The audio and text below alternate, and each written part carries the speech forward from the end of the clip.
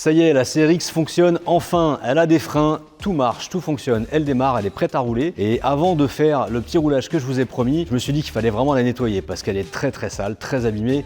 Et là, vraiment, elle mérite qu'on s'occupe d'elle. C'est pour ça qu'aujourd'hui, on est chez French Custom Detailing et on va procéder sur la voiture à 3 étapes. Le débosselage, pour retirer tous les petits impacts, les petits défauts. Le detailing, pour lui rendre vraiment toute sa beauté, sa brillance et sa profondeur de peinture. Et on va utiliser aussi un procédé qu'on n'a pas forcément l'habitude de voir, c'est le nettoyage cryogénique. Pour vous présenter un petit peu ce procédé, j'ai fait appel à l'équipe du Frozen Garage et je vais vous présenter Alexis. Salut Pascal. Ça va? Ça va et toi? Bienvenue. Merci. Eh ben écoute, merci d'être venu. Alors, en quoi ça consiste, le nettoyage cryogénique? Alors on vient projeter de la glace carbonique à très haute vitesse, Ouais. donc à moins 80 degrés avec un mélange d'air, un subtil mélange d'air et de poussière de glace carbonique qu'on vient projeter sur tout type de surface. D'accord, donc tu peux tout nettoyer, des durites, de l'alu, de l'acier, la peinture. Tu verras tout à l'heure, on va même ouvrir la boîte à fusibles, on peut passer sur la boîte à fusibles sans se poser de questions.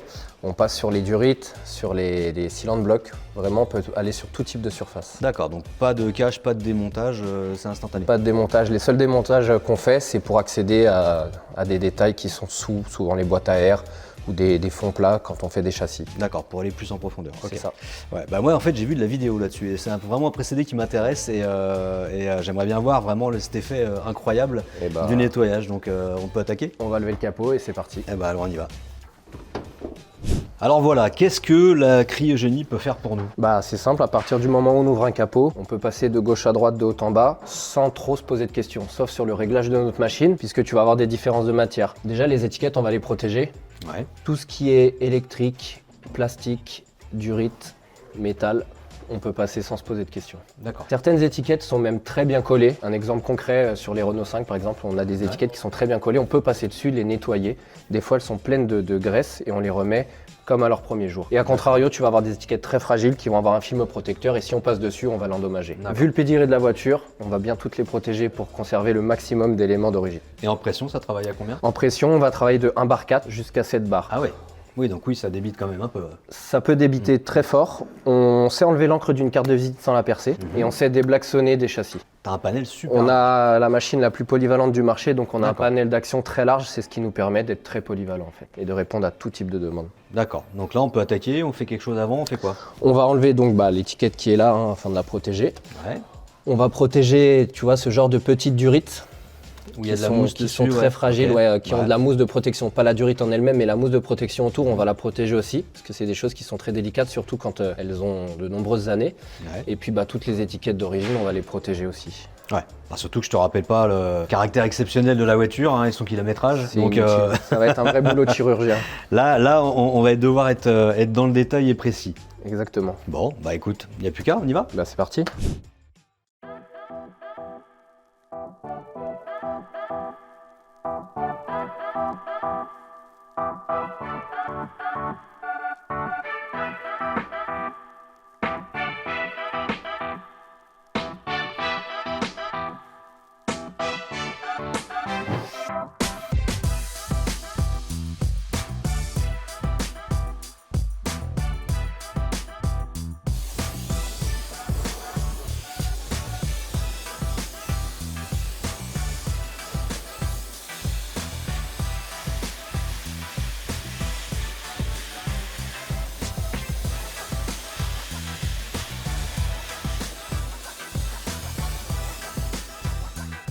Bon Pascal, c'est fini. Ah, enfin. Ah ouais. Ah oui, effectivement, c'est radical. C'est complètement dingue en fait. Putain, c'est incroyable, même les plastiques ils sont redevenus transparents. Donc ça fonctionne. Plutôt bien, on dirait. Hein, plutôt bien. Ah ouais, c'est carrément génial. D'accord. Et donc ça se passe comment? Il faut t'amener la voiture, tu peux venir sur place? Tout est possible, on a des garages partenaires au travers de l'Île-de-France et des régions voisines, où on peut se déplacer à domicile quand c'est des baies moteurs. Il nous faut juste du 220 volts, on a notre propre système d'air. Et alors la question qui fâche, combien ça coûte? Une baie moteur, on va commencer à 290 €. On peut monter aux alentours des 400 € pour les plus grosses, quand on va avoir des gros moteurs centrales V12 arrière qui demandent plus de temps, plus d'analyse, plus de préparation. Après, les châssis, on va commencer à 1000 € et Presta intégrale, on commence à 1500 €. Donc ça comprend les 4 passages de roues. Donc on démonte les roues, on fait vraiment toute partie visible. La baie moteur complète et le châssis de pare-choc à pare-choc, vraiment toutes les parties du châssis, en incluant l'arbre de transmission, les trains roulants, enfin voilà. Donc c'est le nettoyage. Derrière, t'as quoi? T'as une protection? Sur les châssis, souvent il y a des cires d'époque. Ouais. Donc nous, on vient appliquer un vernis de protection qu'on laisse sécher pendant 2 jours. Il va apporter une protection comme à l'origine, ou similaire à l'origine. Bah écoute, je suis vraiment satisfait. Et bah parfait. Bah merci beaucoup. Bah merci à toi. Et bah écoute, à bientôt. À bientôt. Allez, salut. Salut. Bon, et ben alors franchement, je pensais que ça marchait, mais pas à ce point-là. Franchement, c'est vraiment dingue. Donc ça, c'est l'étape de la cryogénie. C'est fini, la voiture, elle est magnifique. La prochaine étape, ça va être le débosselage avant de pouvoir lancer le detailing. Alors pour la partie débosselage, c'est Pascal qui s'y colle. Alors pas ce Pascal, mais un autre Pascal. Je vous le présente. Pascal, enchanté. Enchanté Pascal, c'est Pascal. Alors Pascal, nous ça fait quelques années qu'on se connaît. Oui. Toi, ta spécialité, c'est le débosselage Débosselage sans peinture. sans peinture. Et c'est là où c'est important. Parce que cette voiture-là, vu qu'elle est neuve mais qu'elle a 32 ans, elle a pris les petits pets, par contre elle n'a jamais été repeinte et pour qu'elle conserve un petit peu tout son cachet d'origine, il ne faut surtout pas la repeindre. Non. Donc c'est là où c'est important que toi tu sois là et que tu viennes un petit peu œuvrer et retirer les petits pets qu'elle a pris à droite à gauche. Tout à fait. Voilà. Donc ta spécialité à toi, c'est le débosselage pour le grêlage? Oui, on peut enlever les bosses du quotidien et aussi le sinistre de grêle. Ouais. Il y a des milliers de bosses des fois sur le véhicule. On va venir masser la tôle pour la remettre à neuf. Je t'ai déjà vu faire, c'est vraiment impressionnant ça. Concrètement, c'est quoi le débosselage sans peinture? Il y a la carrosserie traditionnelle, donc les carrossiers peintres. Ouais, ce qu'on fait au garage. Et certaines bosses où il n'y a pas de rayures ni d'impact dans la carrosserie. Et justement, c'est l'avantage de faire appel à un débosseleur. Le débosselage sans peinture pour garder la peinture d'origine, c'est l'avantage. D'accord. C'est 3 fois moins coûteux et 3 fois plus rapide qu'une carrosserie, Ah ouais, d'accord. carrosserie Et donc, traditionnelle. après, ça a aussi d'autres applications intéressantes quand on n'a pas envie d'avoir une différence de couleur, de teinte, etc. Oui, Si tout à on fait. arrive à refaire ça, donc en fait, tu viens lisser la tôle, supprimer le défaut sans repeindre. On vient masser la tôle, oui, pour la remettre à l'initiale. Bon, il te faut quoi pour commencer? Mon chariot et ma lampe. Eh ben, c'est parti. Sur quoi on va bosser là? Sur un capot, sur 2 Ouais. bosses assez parlantes qu'on voit de loin quand même. Hein. Ah, celles-ci, elles sont horribles. Celles-ci, elles massacrent la voiture. Il n'y en a pas énormément sur la voiture parce qu'elle a été bien conservée, mais là, les deux là, c'est celles qu'on voit même de très loin. Donc ça, si tu peux faire quelque chose là-dessus, ce serait vraiment parfait. Pour celle-ci, par exemple, comment tu vas t'y prendre? Bah celle-ci, je vais mettre ma lampe en face, comme ça. Je trouve un petit accès en dessous. On a un outil adapté et aller masser la bosse par en dessous. D'accord. Le mieux, c'est que je te montre. Ouais, bah oui, c'est pas plus mal. Donc c'est pour ça que tu as plein de crochets différents. Bah écoute, vas-y, hein. Ok. Je te laisse faire. J'ai hâte de voir disparaître cette vilaine verrue. Parce que là, franchement, ça casse toute la voiture. Ok. Donc là, je vais prendre cet outil-là. Ah ouais, en fait, c'est des trucs de dentiste, mais XXL. C'est ça. D'accord.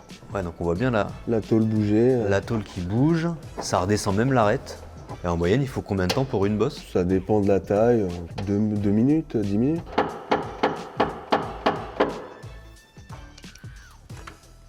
Ah. Et donc si tu le ressors de trop, tu vas le re-rentrer avec C'est ça, avec le marteau et ce qu'on appelle le pecker. le pecker. Comme Hollywood pecker. Ah ouais, C'est un petit pointeau en téflon. d'accord. Ouais, qui va re-rentrer la tôle sans abîmer la peinture. Tout à fait. Excellent. Il n'y a plus rien. Putain, c'est dingue. On passe à la suivante. Ah bah ouais, je veux bien, ouais. On va prendre un petit crochet pour faire levier. Elle est en accès direct, Elle est celle-là. en accès direct, d'accord. Parce que l'autre était dans dessus. un renfort. Mhm. On va prendre cet outil-là. Ouais. Oh. Génial. Ah, c'est cool. C'est en train de disparaître.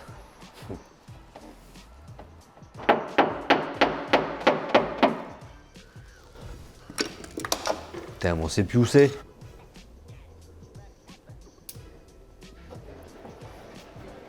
Et voilà, c'est tout neuf. Incroyable. Ça se fait pas en 5 minutes un apprentissage comme ça. Non, C'est faut que- au minimum 4 semaines de formation. Ouais. Et je pense au moins 1 an de pratique. Ouais. Parce que là, il y a plusieurs années là. 8 ans. Ouais, ouais, ça se voit. Parce que moi, si je prends tes outils que j'essaye, je vais pas faire pareil. Je pense pas. Hein ouais. Bon, bah écoute, je te laisse faire la suite. On est compté une petite dizaine, donc t'as un peu de boulot. Ah non, il y en a 20. 20! T'en as trouvé partout, mais ça, c'est l'œil du. Bon, bah du coup, s'il y en a 20, je te laisse bosser. Allez hop, Allez, c'est parti. je te remercie.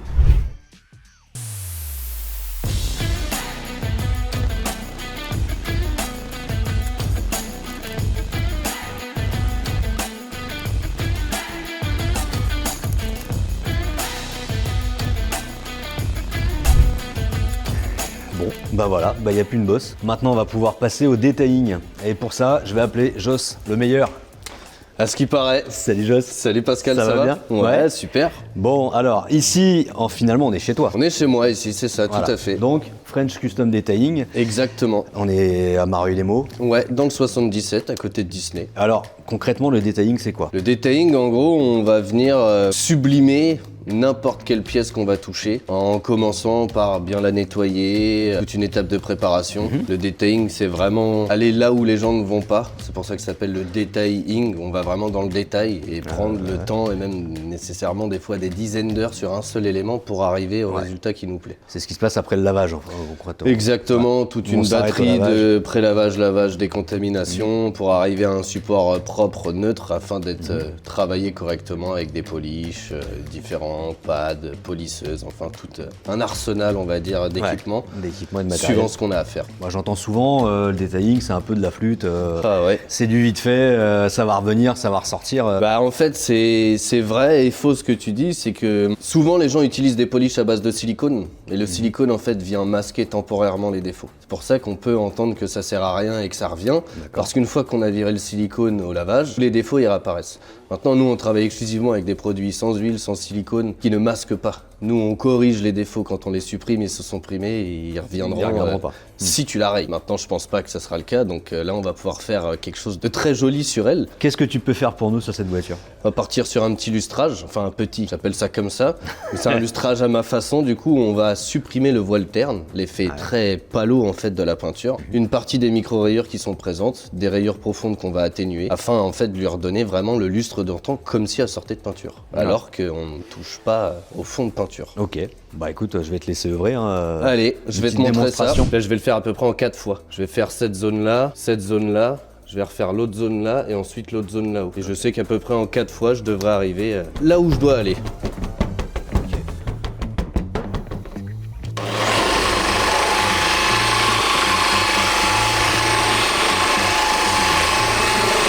Mais t'es obligé d'aller plus loin que le lustrage?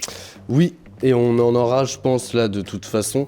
Le problème, en fait, le lustrage, il va supprimer toutes les micro-rayures, le voile terne. Mais il va laisser apparaître, malheureusement, du coup, les rayures qui sont beaucoup plus profondes et enterrées dans le vernis. Pour ça, on peut arriver à les supprimer. Des fois, on va partiellement les atténuer et des fois les supprimer totalement à l'aide d'un ponçage, pour vraiment descendre des épaisseurs de vernis et essayer de chercher en fait une surface avec le moins de défauts possible. C'est un peu ce qu'on appelle le polylustré. C'est un polylustré en fait. On met plusieurs couches de vernis, on les reponce, on en remet, et C'est puis à ça. la fin, on les ponce et on les lustre. En fait, on a 3 termes, nous, dans notre métier. On a le lustrage, le polissage et le polylustré. Le lustrage, c'est une action de nourrissage du vernis qui va juste faire briller. En aucun cas, on corrige des défauts. Dès qu'il y a une partie de correction comme là, ça, c'est une phase de polissage. Le polissage, lui, c'est la suppression des défauts. Et le polylustré, normalement, c'est pour corriger, en fait, les reflets de surface. Là, ça nous permet de lisser vraiment toute Ouais, la tu surface ponces et d'avoir carrément. un miroir. Oui, le degré de finition qu'on a chez certains constructeurs comme Rolls et Harley par exemple. Exactement, d'origine. c'est ça. Des constructeurs bien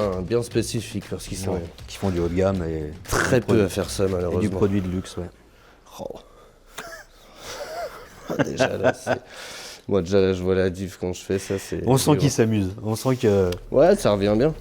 qu'il s'amuse et qu'il est content de son travail. Ça m'arrange, ça qu'elle va être Voilà. belle. Bon, faut dire qu'elle le mérite aussi. Ah, avec si peu de kilomètres, ça serait difficile de pas mériter autant d'attention. Faut lui donner de l'amour. Exactement. C'est tout ce qu'on donne, nous, à nos clients, de l'amour.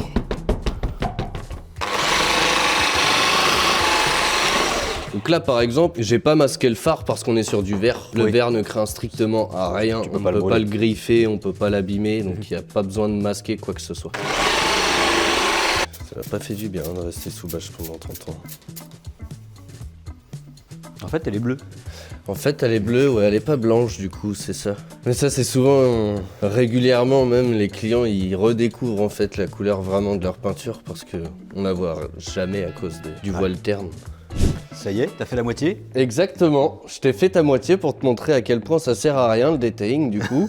J'ai pas enlevé le scotch exprès, qu'on Ouais. puisse pas dire qu'il y a une triche. Là, on est dans le vif du sujet, donc on va démasquer ensemble. Ouais, on voit déjà une sacrée différence. Hein. On voit déjà une belle différence. Mais elle va s'accentuer encore plus à partir du moment où tu vas voir la ligne d'avant apparaître. D'accord. Ah ouais. Et là, il faut que tu viennes de mon côté pour prendre les lumières vraiment et voir du coup le avant-après en D'accord. direct. Ouais, c'est pas la même voiture en fait. Non, c'est toujours la même peinture, je l'ai pas repeinte, hein. T'étais là, Ouais. mais on pourrait croire qu'elle Ouais, sort c'est de dingue. peinture maintenant. Ouais, ça fait ressortir le bleu, le métallisé, les paillettes. Et là, je vais t'accentuer encore un petit peu plus la chose en nous mettant dans le noir cette fois-ci. Et là, on peut juste apercevoir Ah la ouais. pureté du faisceau lumineux, le pailletage. Donc il n'y a plus de micro-rayures. Non, ça, les micro-rayures, c'est de l'histoire ancienne. Là, il peut nous rester quelques petites griffes un peu plus profondes. Mais si on doit parler en pourcentage, là, je pense qu'on a supprimé au moins 80-90% Ah, c'est grâce à cette formule. Ah ouais, là ouais. Ah oui. Ouais, bon ok, ça sert à quelque chose. Ça sert un peu à quelque chose quand même. Bon, ça va, ça me fait plaisir. Ouais, non, ouais, franchement, ouais, là, il n'y a pas photo. C'est vraiment exceptionnel. Donc, quand elle sera comme ça partout, elle va être superbe en fait. Incroyable, surtout que je vais retraiter du coup tous les plastiques, les flancs de pneus, bien nettoyer les vitres. Et du coup, tout ça va apporter encore un effet pour renforcer du coup le côté brillant de la carrosserie. Ouais. Donc ouais, une fois terminé, pas dans une heure, hein, parce Ouais, que du coup alors- ça prend du temps. Concrètement, combien de temps ça prend un lustrage en moyenne sur un lustrage simple comme ça? Alors là, une formule comme ça de lustrage plus, comme nous on appelle ça ici, faut compter en moyenne 4 à 5 jours, suivant le gabarit du Ah véhicule. Ah oui, effectivement. Et c'est notre plus petite prestation. Quand on part vraiment sur de la rénovation complète avec protection céramique, on est vite à 1 semaine et demie, même des fois 2 semaines à passer sur le véhicule. Et ça coûte? Un lustrage c'est un forfait, on est entre 590 et 990, suivant la taille, le gabarit du véhicule. Après, tout ce qui est rénovation et protection céramique, c'est sur devis. En moyenne, on est entre 1500 et 3000 euros pour les plus grosses prestations, parce qu'on a de la céramique pour le vernis, mais on en a aussi pour les phares, pour les feux, pour les plastiques, pour les vitres, pour les jantes. Ah oui. On a de la protection céramique vraiment pour toutes les matières, donc suivant le client, comment il a envie de se faire plaisir, on a des clients qui veulent vraiment la full protection. Là, on est sur plusieurs milliers d'euros et ouais, plusieurs semaines de travail. Après, une céramique, c'est quand même exceptionnel et ça tient plusieurs années. C'est exceptionnel parce que ça facilite énormément l'entretien, ça déperle énormément, l'eau ne tient pas, donc les contaminants ont plus de mal aussi à tenir. Ça dure au minimum 3 ans pour notre plus petit traitement et plus de 5 ans pour notre plus gros. Et si les clients font ce qu'on leur demande en termes d'entretien, c'est de nettoyer 1 fois par mois à la main le véhicule pour enlever le film routier, ce qu'on appelle. Ouais. Dans l'air ambiant, on a des pollutions. On a plein de contaminants ferreux, de choses comme ça qui viennent adhérer au fur et à mesure à la peinture. Et ça forme un film, on appelle ça le film routier, ce qui fait que quand on nettoie juste au Karcher, des fois on a l'impression qu'elle est propre. Mais si tu Ouais, passes ça ton enlève doigt pas. sur la carrosserie, tu te rends compte qu'en fait, tu viens de faire une trace avec ton doigt. Et c'est ça le film routier, il y a une pellicule qui accroche et qui ne s'enlève que par action abrasive. Donc il faut un coup de gant en microfibre pour Le côté limiter les mécanique. micro-rayures. Voilà, une action mécanique afin d'enlever en fait le film routier. Et en faisant ça 1 fois par mois en utilisant le bon shampoing, on tient déjà le nombre d'années escompté de la céramique sans problème. Et on a même des clients très passionnés qui ont réussi à faire tenir des traitements pendant le double d'années que ce qui s'était escompté au début. Ok. Donc non, c'est vraiment très très bien. Bon, bah j'ai plus qu'à te laisser bosser quoi. C'est ça, on se voit la semaine prochaine pour le résultat final. Eh bah nickel, on fait ça. Ça marche. Bon, Et bah allez. bon courage. Ouais, merci. Allez, à plus tard.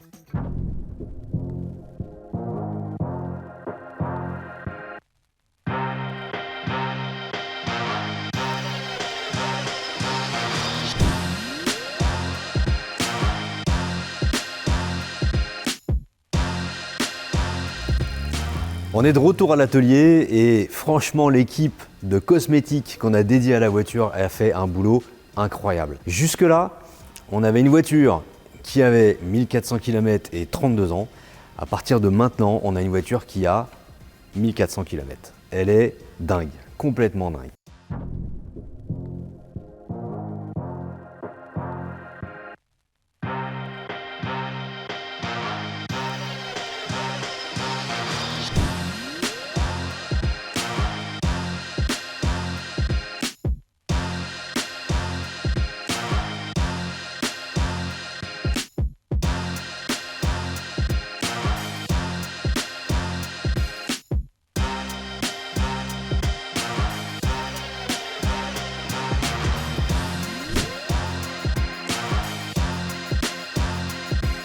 Et voilà l'engin. Alors, je sais pas si vous vous souvenez, mais il y avait des bosses un petit peu partout. Sur le capot, il y avait des petits impacts. Donc notre ami débosseleur a fait un travail de dingue.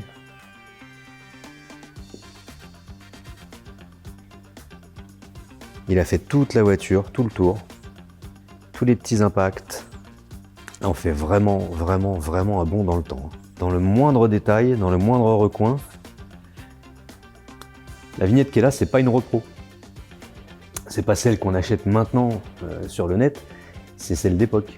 Et c'est la seule fois où elle a roulé. Le boulot a été complètement dingue, regardez. Même le traitement des baguettes, les bas de caisse, les roues, les pneus, les feux arrière. Elle est juste folle cette voiture. L'intérieur d'une CRX neuve.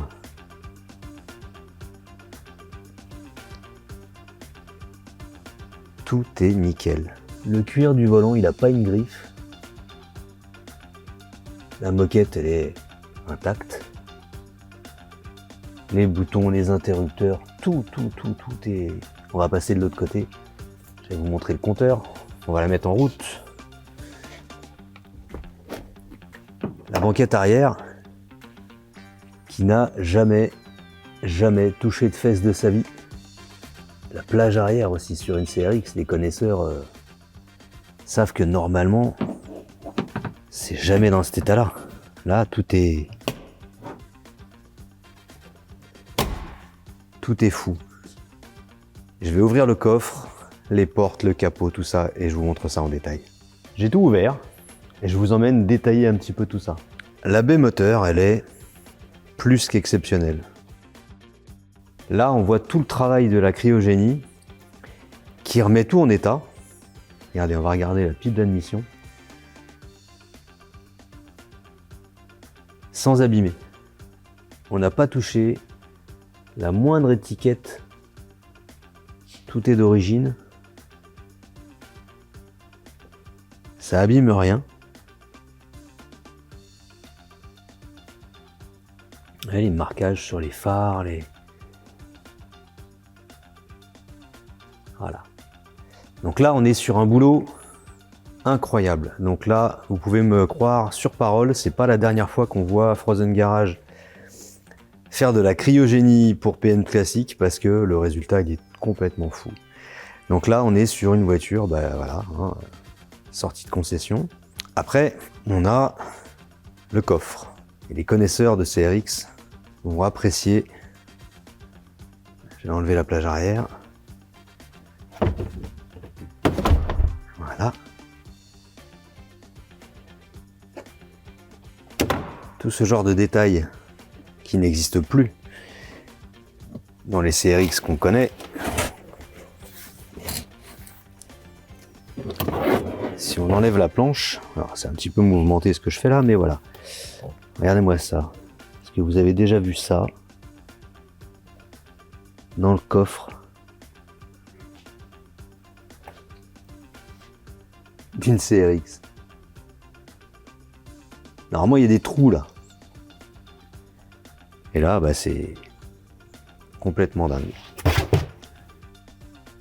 Les panneaux. Alors, quand on connaît un peu, en général, les pédales qui sont pas à peine touchées, j'ose même pas m'asseoir. C'est vraiment compliqué. Les voitures qui ont si peu de kilomètres, c'est vraiment compliqué. Alors voilà, on va la mettre en route. On a notre petite clé, on a même la petite plaque en alu avec le numéro de série de la clé pour refaire des doubles. Le contact. On va éclairer ça. Et on démarre.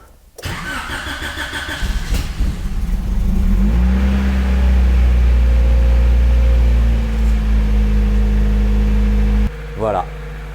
Alors on va aller l'entendre tourner un peu.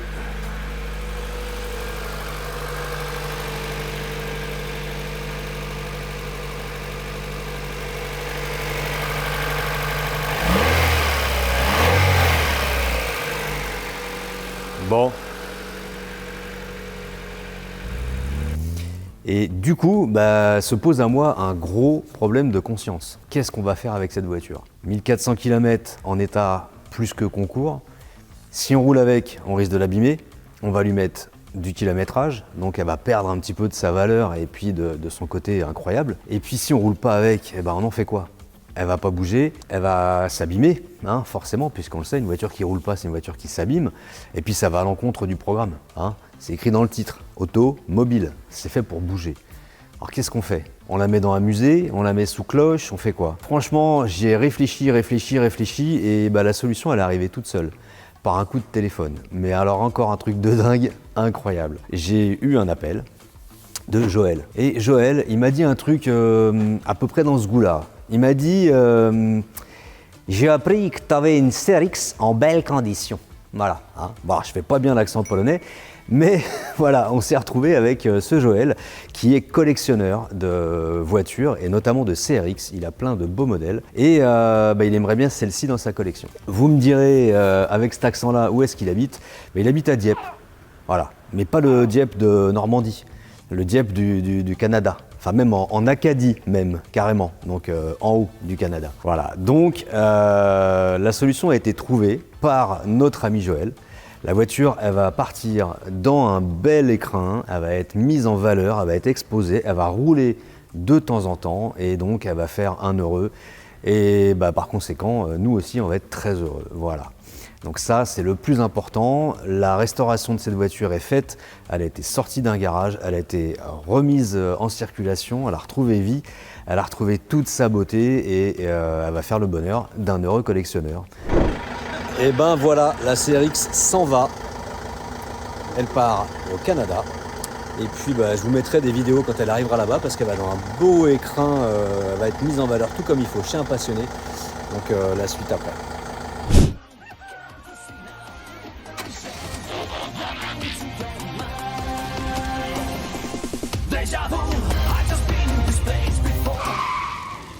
Finalement arrivé de la France. Aujourd'hui, on est chez Exclusivo à Dieppe, au Nouveau-Brunswick, Canada.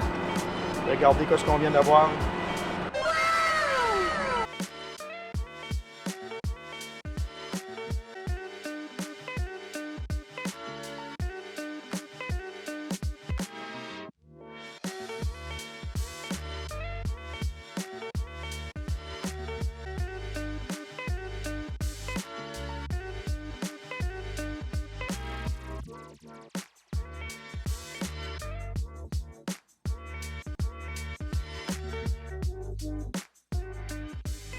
Ah, c'est juste une Ferrari. On va s'occuper de la CRX.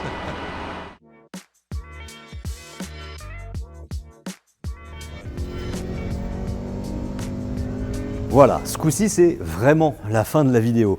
J'espère que vous aurez pris du plaisir à la regarder, au moins autant que moi, à remettre cette voiture en vie, en circulation et d'avoir vraiment trouvé cette petite pépite. Et je vais le dire pour une dernière fois, cette voiture qui est incroyable. Voilà. Donc, merci, n'hésitez pas, on en parle, on partage, on like, on commente. Dites-moi un petit peu ce que vous pensez de cette fabuleuse voiture. Et puis, je vous dis à bientôt les amis. Salut!